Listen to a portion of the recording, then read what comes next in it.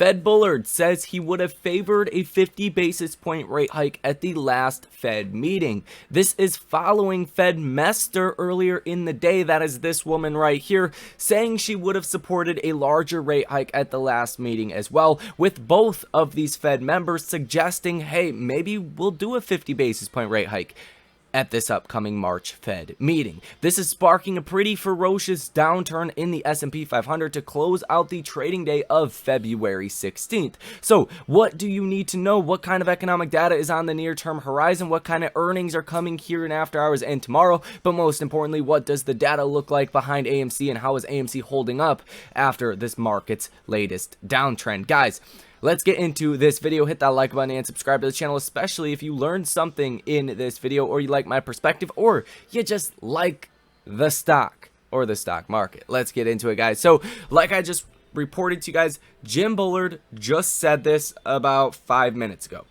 or 10-ish minutes ago, right? Around 3:40 p.m. and this is causing a pretty ferocious downturn in the markets. I mean, look at what is going on with the S&P 500. As soon as his comments came out, that was actually this candle right here. This candle, you moved all the way up to 411.85 and then all the way down to 410.82, a dollar move in the span of 1 minute. Really, it was less than 1 minute. And that has continued into a sell-off that has the S&P down 1.2% at the time of recording this video. Now, AMC is not reacting as negatively, only down, not even down on the day. It's up 4 pennies, up 0.68% as of right now. You are under 530 though, so that is not necessarily a good sign. I wanted to see a close above 530, even a move higher than that into the after hours would be a very welcoming sign for me personally, heading into next week. Now, today is Thursday, tomorrow is Friday, so there's still one more day to get above this level, but you're really creating more grounds from your support levels, especially as you break above 530 like we were for a vast majority of the day. You can start to retest resistance levels instead of testing those support levels. That big one around $4.50 per share. Now, when I look at the markets and how the markets are looking at different sectors, really, like some of your technology stocks or like a Redfin, right? They're kind of priced for perfection. Redfin is up from $3 to almost $10 in a month, right? That is pricing damn near perfection for 2023. AMC stock, on the other hand, is up like 20% from the lows that we seen earlier in 2023. Not nearly pricing as much good news into the company. And what has really changed in 2023 from 2022? Well, a lot when it comes down to it, especially around earnings. In 2022, you've seen companies with good earnings raise guidance, still fall. Didn't even matter. Now in 2023, if a company has mediocre numbers but they raise guidance, stock's up 20%. Stock's up 20%, easy. AMC almost always beats on earnings. Now, there is other factors in play here, as we do know. We've talked about it many times. The March 14th vote is going to be critically important, and you're going to see a lot of volatility around that time. And interestingly enough, that comes at a major option expiration with AMC, with millions of calls and puts placed on that option expiration alone. So really, from my perspective here, there is no other way to go but up. Fundamentals are improving. Short interest at a record since June, and really it's consistently been higher than where it was in that June period. Cost of borrow rate spiking through the roof. People are getting more bullish on AMC. You're seeing more 13F filings come out showing more institutional ownership of AMC. There's a lot of good things going for the company, and I know people don't like to hear that, but there's a lot of good things going for the company, and ultimately that is the biggest thing that helps squeeze shorts out of their short positions. Is, hey, I had a short position on the company that I was wrong about. Company didn't go bankrupt. Company actually made a profit, and now the company is valued a lot higher. I lost in that short position. I'll go ahead and cover that. It's not all super personal if you look at this on a fundamental basis. That's what I personally like to do. These other factors like technicals, like gamma squeezes or short interest or cost of borrow rates, that's an added bonus. The biggest bonus of all is the attention that this stock gets. Everyone knows about this company. Literally everyone. You got people that have been in this industry 30, 40 years buying or shorting AMC that publicly talk about it, right? People don't talk about their individual positions all too often, but when it comes to AMC, absolutely everyone wants to have their input. So I think that is key, and I just want to address this as well. Maybe this is not the video for it. Maybe I should make this topic its own video, but a lot of people have walked away from this community, and I think that is wild, to be quite honest. And to be 100% honest with you guys, if the fundamentals were deteriorating, if this was a Bed Bath & Beyond and literally the company is going downhill, then yeah, I probably wouldn't be here either, right? That's just the honest truth. There would be nothing left at that point.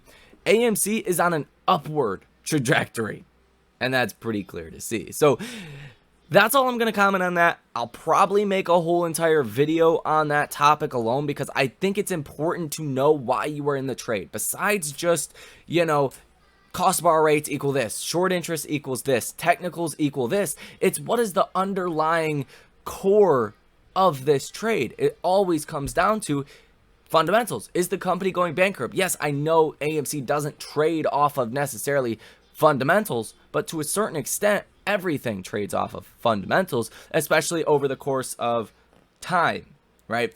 So I think that's important for you guys to know. Now, let's move on from that and get into some very important topics as well.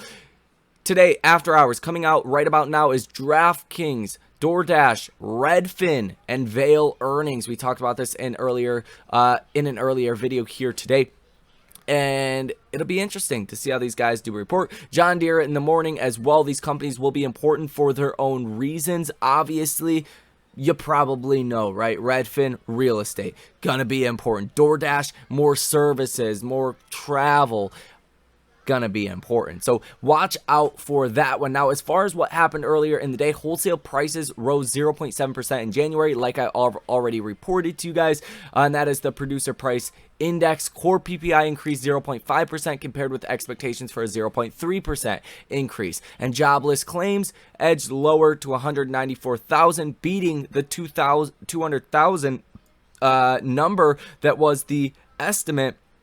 Still, labor market looking very hot, and the Philadelphia Fed manufacturing plunged negative 24.3 beneath the estimate of negative 7.8. So you are seeing some not so good data, right? Reports coming out that really indicates the Fed's going to have to do more and go higher for longer. And I think that is ultimately probably the one thing at this point that could change the market sentiment to not reward companies again, right? If AMC were to report earnings right now, have great numbers, give good guidance, talk about things that are exciting to AMC investors, I think 100% stock goes through a short squeeze. If you get the same market environment like 2022, it becomes a little more, up in the air. So I think that is important. Now, as far as the live short interest, sitting at 23.5%, the last time that you were at these numbers was one report at the beginning of June, and then you rallied. And you have not seen the short interest at these levels. Even before June, in the January rally, short interest was not at 23.5%. It was at like 19%, 20%, right? And after all of these rallies, it has not been this high in a very long time. There's a reason why AMC is positive 1.5% on a day the S&P is down 1%, and the Fed is talking about raising rates another 50 basis points. You also have 121 million shares that are currently sold short, cost of borrow average of 623%, cost of borrow max of 830%, and cost of borrow minimum of 7.6%. AMC is now up 2% to close out the trading day. 68 orders totaling $22.31 million. As far as economic data coming out tomorrow, we'll go ahead and take a look. tomorrow is Friday. You have Fed Barkin that speaks at 8:30 in the morning. Export prices, import prices, month over month, and that is basically going to do it. So I think the topic of tomorrow is going to be the Fed and where probabilities go for the Fed and their targets to raise rates. Last thing I do want to cover is the failure to delivers. If you are unfamiliar, tomorrow's failure to deliver number is 2 million shares that will need to be bought back. So, ladies and gentlemen, that is all for this video. Hit that like button and subscribe to the channel. Source your comments, questions, or concerns down below in the comment section. Most importantly, let me know what you guys think about all of this information. Why are you long in AMC? What is the underlying core fundamental value and reason why you are in this trade?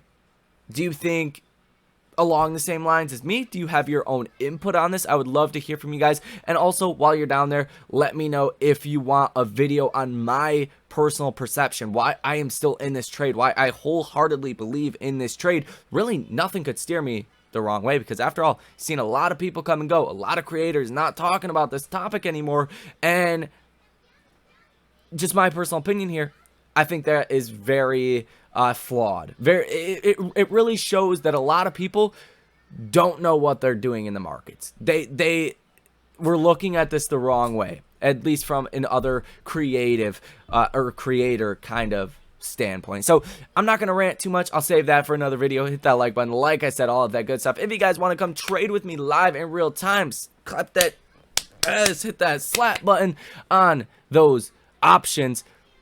Link down below in the description of this video. Thank you guys for watching. Enjoy the rest of your day, and I will see you in the next one.